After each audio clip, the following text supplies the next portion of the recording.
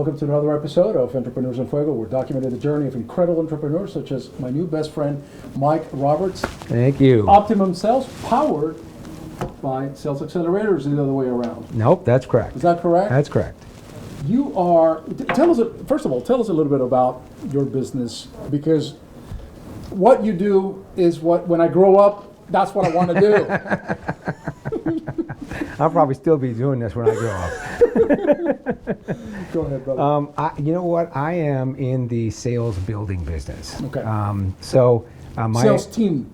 So you sales build. team building business. All right. So You know, unlike a lot of people that work with salespeople, Yep. I actually work with small to mid-sized businesses that and build the foundation of sales. Gotcha. So all the way from figuring out, you know, their forecasting and their CRM tools, so that, you know, if you build a business and you build it on a bad foundation or no foundation, it's difficult. It may be easy to start, but it's difficult to keep going and build that business.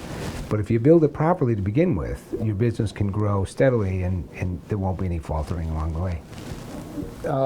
You and when I first met you, we talked about something that somebody else has said, that sales fixes or cures Everything. everything, right? Yeah. And it Yeah. is true. Yeah, it is. It is true. I mean, you can have just the worst corporate culture in the world, but if your sales are just skyrocketing, Yeah. It covers up a lot of mistakes. covers up a lot of the mistakes. It really does. It really does. But then when sometimes those sales go up, and then there's something that affects it, either a marketplace or something that happens in the market, that's when you find the problems in the foundation.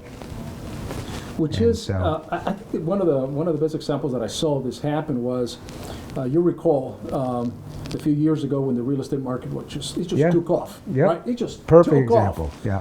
And my goodness gracious, everybody and their mother became real estate agents, right? Yep. And everybody and their mother thought that they were the best sales agents, when in fact the market itself, the fact that the market was, whether you are a chimpanzee or anything, Right. you could have sold anything, because That's the right. market was just riding you along. The customers needed no money to buy it. Precisely. Yeah. And so everything is beautiful, and you Yeah. all of a sudden becomes the star salesman. Yeah.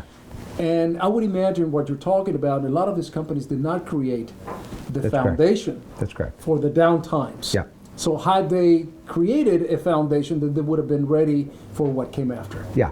So what in my experience, my experience in the last 30 years has been working for big corporate companies, SiriusXM, Kenwood, Delphi, MyTech, and at those companies, a lot of those companies were built on good foundations, and that's why they got to be big companies. And long lasting, sure. Yeah. So my experience there, I want to take and I opened a company so that I can help small to mid-sized businesses do some of the same things that those larger corporations do, but do it at a cost they can afford. Because if they go hire a full-time vice president of sales that knows all these things, it's not cost effective for them.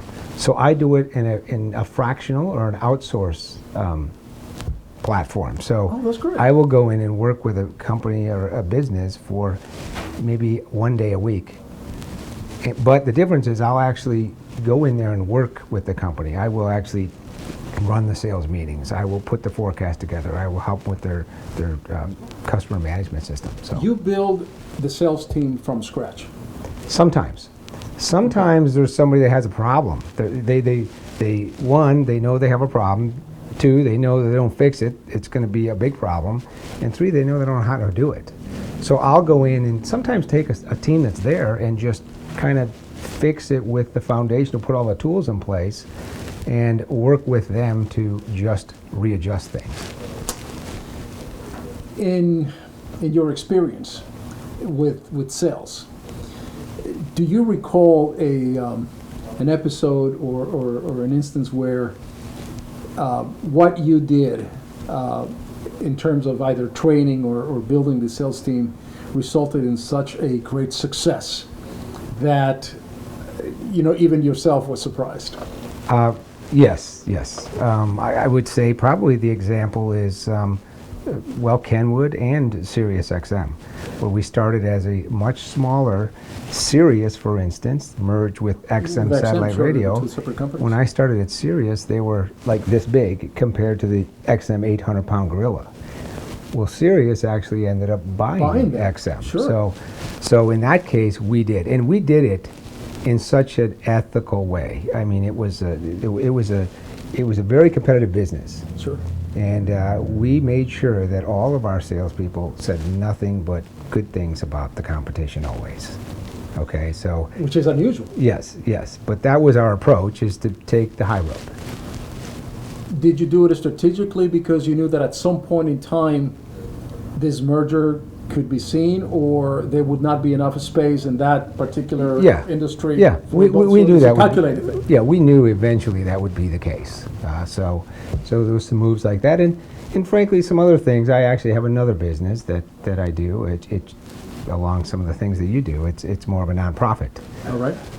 That I kind of started this primarily because I started working on this when I was working for large corporations. Right.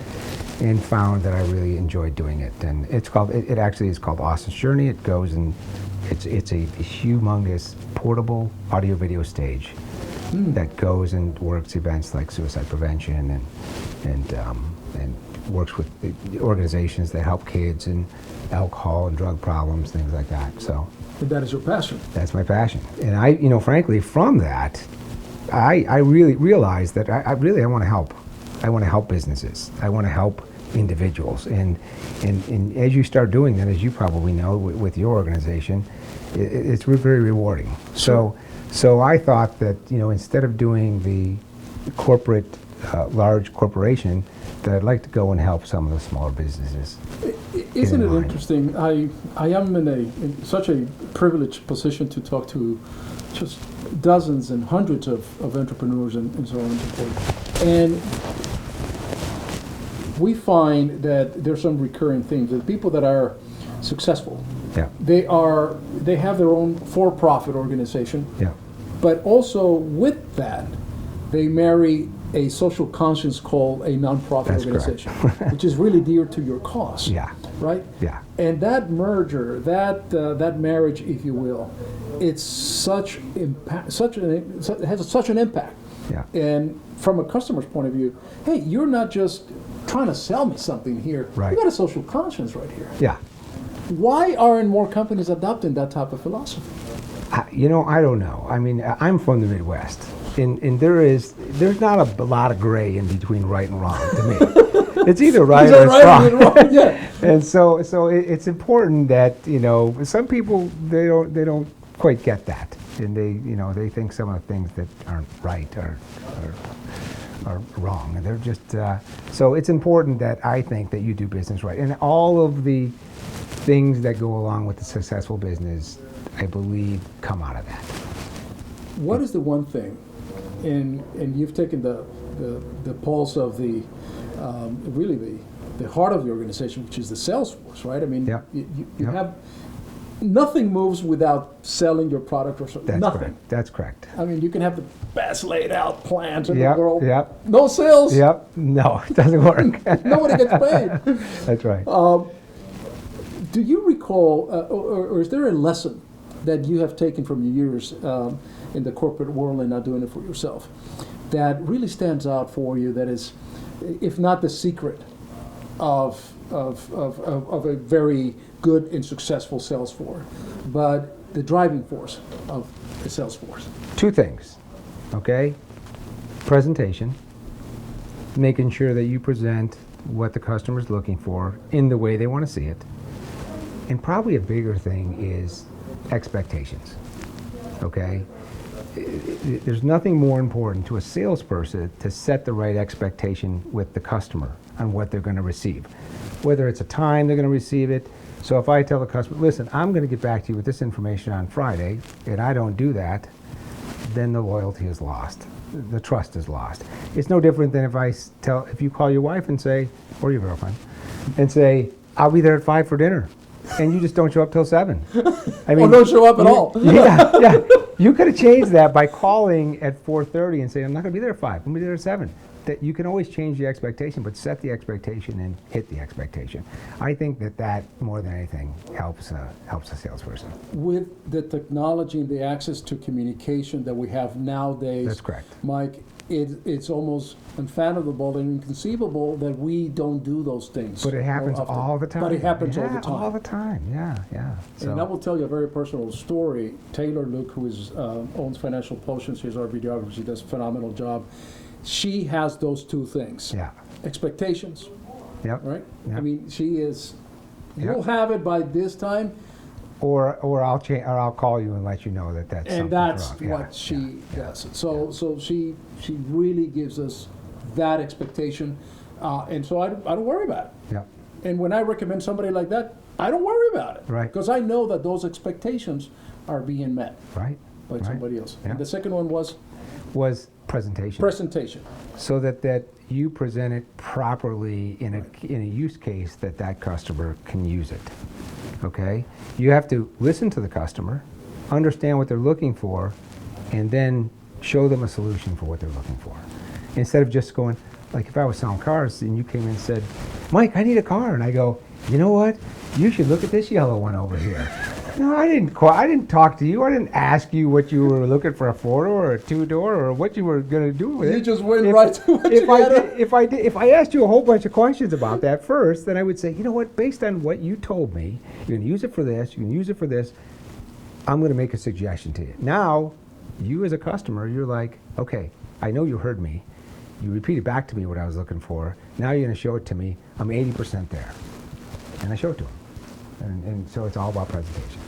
That's what they do incredibly well, Yeah. and that's why they're so successful. And those two things, remember, expectations and presentation. Yeah. And that I truly, in about 34 years that I've been in business, Yep. those two things, Yep. the most important things, and you're absolutely right, Yep.